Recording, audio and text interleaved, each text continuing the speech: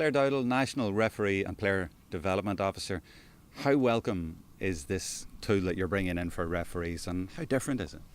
It's top class, and it's something so different that we're the first sporting organisation to actually have it implemented. We're going with a trial this year in year one where we have got 10 games in the package. So we created a referee template, and from the template the referees being coded like the players now. So it's out there and it's new, and we've had one test run in the National League final, and it seemed to have been really, really welcomed and taken so positively on board by the referees involved. Well, what were the positive things exactly that came out of that? Well, we could look at the positioning and the movement of the referee. We had 4 different camera angles on him throughout the game, so you could see where his movement is compared to the TV cameras and the players. And what it really helped for was assessments, and it's a learning tool going forward. So we get our referees assessed throughout the game.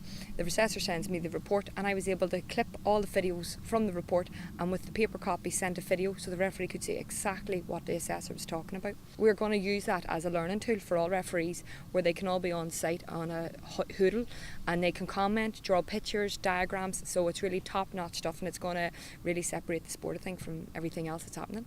Brendan Rice, what do you think of the new referees assessment tool? Very interesting, Jerome. It gives you a look. Basically, you're looking at the game, but you're watching yourself. It was a very strange sort of viewing. You know, you get to look at your positioning, particularly your positioning in the match, and you're able to change camera angles. That a couple of cameras focus on yourself, so you could see where you were to the fouls and your positioning. Your signal, you just watching your own game. It was an interesting watch, to tell you the truth. So there's actually 3 cameras just on the referee, not on the game itself. You know, on the referee, and you can see your movement. You know, are you moving with play? Are you moving to the side? You know, and when you're looking at it afterwards, they'll put down on the side of it what sort of play, where your positioning, was it a good signal, was your movement good? It's a great tool for you to even take a wee look at and to see for yourself ways to improve your game. Well, when you say ways to improve, as an experienced referee who's done all the big games, do you see this as helping you improve further, and how? Absolutely. Listen, you're only as good, as people would say, as your last game, and nobody goes through a game getting 100% everything right. Same with players in a match, same with managers. Everybody will say after a game, God, I wish I had done that.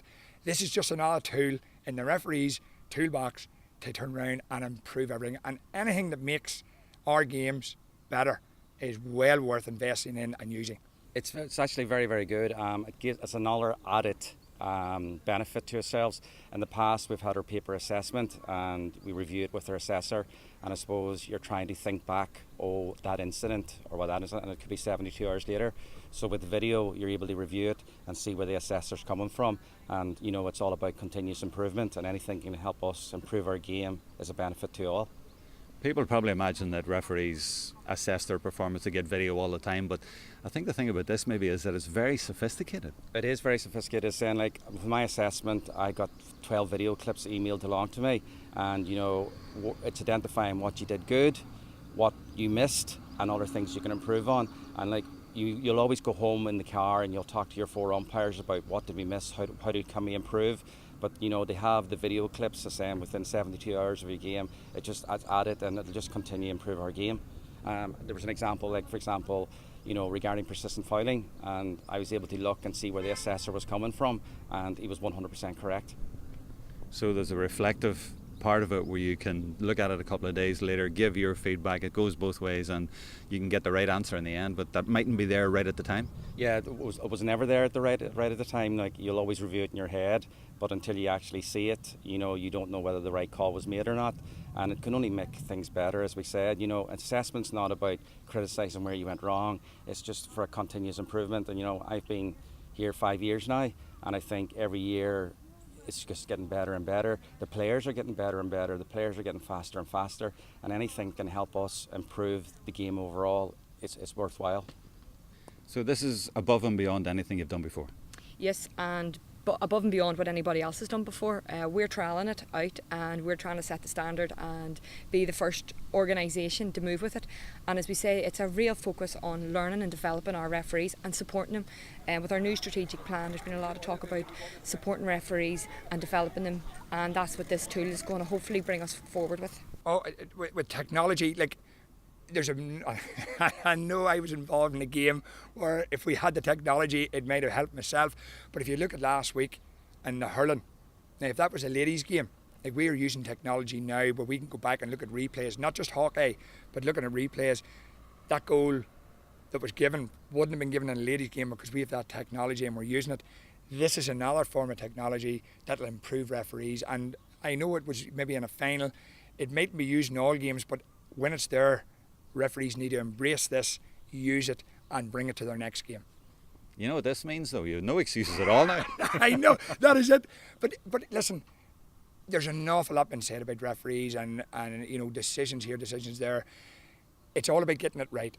And if we can get it right, and let me tell you, we're not going to get it 100% right. There's always going to be something in a game. But if we can get the major calls, the key match decisions right, and if this tool helps that, let's take it, let's embrace it, and move forward with it.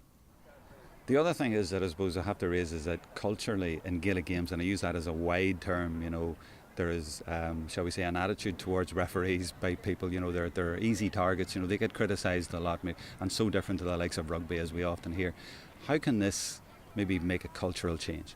Well, I think the association in general is changing the culture. With the first time I'm employed now as a specific focus on referee development, and that's the first time that's happening. So we're being serious about helping and supporting our referees, and we're now putting the back and behind it with personnel and technology.